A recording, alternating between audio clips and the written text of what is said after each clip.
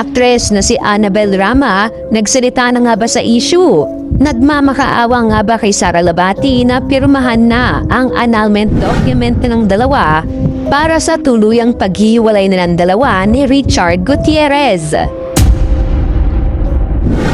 Paano nga ba rumesponde dito si Sara Labati at ano nga ba ang kanyang inisyal na reaksyon tungkol dito?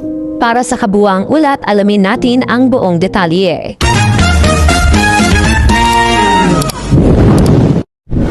Patuloy na umaakit ng pansin at haka-haka sa social media ang usapin tungkol sa paghihiwalay ng dating mag-asawang Richard Gutierrez at Sara Labati.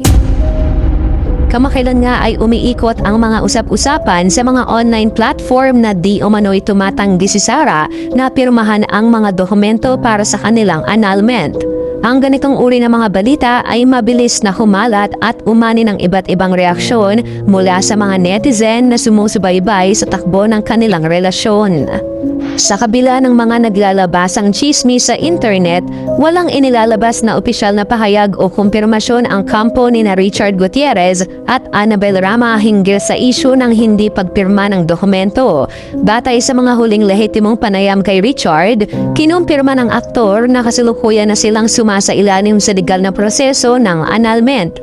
Binigyan diin niya na sa kabila ng kanilang sitwasyon, ang kapakanan at pagpapalaki sa kanilang mga anak na sina Zion at Kai ang nananatiling pangunahing prioridad ng magkabilang panig.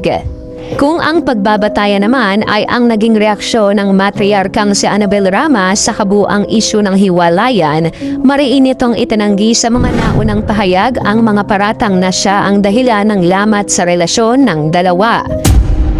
Samantala hanggang ngayon nga ay hindi pa rin nagbibigay ng reaksyon at pahayag ang ina ni Richard Gutierrez na si Annabel Rama tungkol sa issue at wala nga ring katotohanan na nagmamakaawa si Annabel Rama kay Sara Labati na pirmahan na ang dokumento.